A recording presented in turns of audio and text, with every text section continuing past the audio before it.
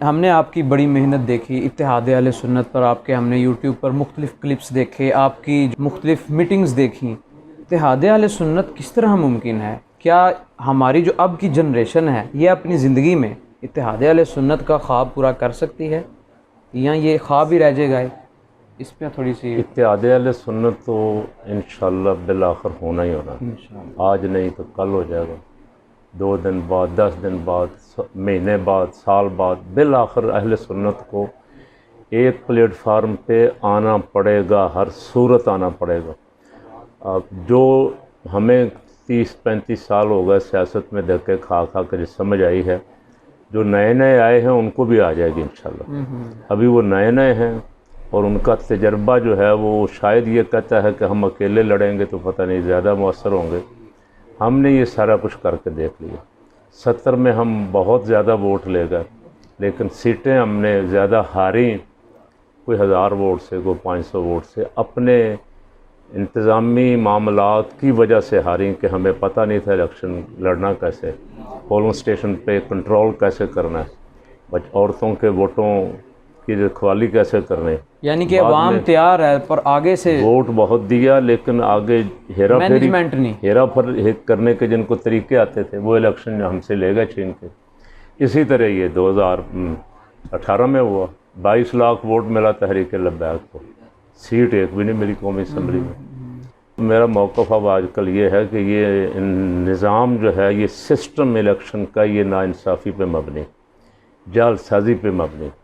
اس system کے ہوتے ہوئے کبھی صحیح لوگ نہیں آ سکتے۔ اس سسٹم کے ہوتے ہوئے پیسے والے آئیں گے، سمگلر آئیں گے، چور آئیں گے، 50 کروڑ روپے خرچ کرنے والے آئیں گے، جس کے پاس 5 لاکھ ہے وہ الیکشن کیسے جیت سکتا ہے؟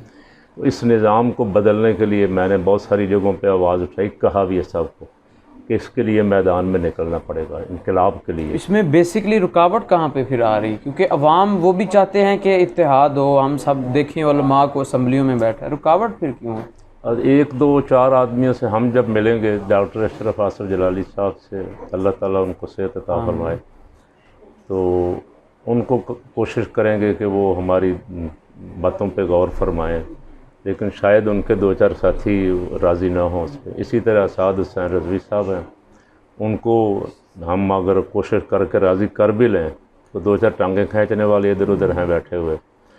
وہ سمجھتے ہیں کہ اگر یہ اتحاد ہو گیا تو ہماری دکانداری ٹھپ ہو جائے گی۔ وہ جب اپنی شورا میں بیٹھ کے کوئی ڈسکشن ہوتی ہوگی، چھوڑو جی ہمیں اتحاد دا چورن بھیج دینا، اسی کی کرنا اتحاد کر کے، اسی ہیں صرف۔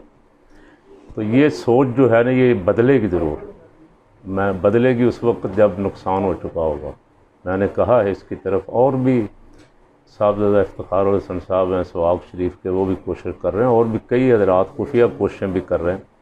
بدقسمتی سے جن دنوں ہم کوشش کر رہے تھے کہ یہ سیاسی دھڑے جو اکٹھے ہی تھے الگ الگ ہو گئے کسی وجہ سے، ان کو پھر دوبارہ اکٹھا کر دیا جائے، انہی دنوں یہ سیدوں کا جعلی گروپ میدان میں آ گیا ڈاکٹر صاحب کے خلاف، وہ ایک نیا تنازع کھڑا ہو گیا، اہل سنت ایک اور پلیٹ فارم مسلکن بھی تقسیم ہو گیا۔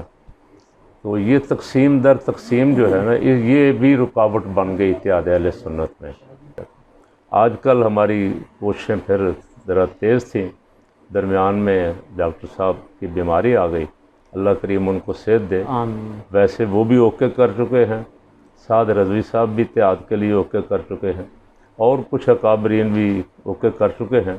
اب بس ان کو کسی دن کوشش کر کے بٹھانا ہے اس پلیٹ فارم پہ اور اعلان کرنا ہے اہل سنت کے لیے کہ یہ اعلان ابھی الحمدللہ یہ اکٹھے ہو کے میدان میں نکلیں گے۔ ہماری خواہش تھی کہ کم از کم اتنا اتحاد ضرور ہو جائے کہ یہ سنی کینڈیڈیٹ ایک دوسرے کے مد مقابل کھڑے نہ ہوں، ایک کینڈیڈیٹ ہو ایک جماعت کا اور باقی ساری جماعتیں اس کے لیے۔ اس پہ تو الحمدللہ تقریباً میں نے ہر جگہ آمادگی پائی۔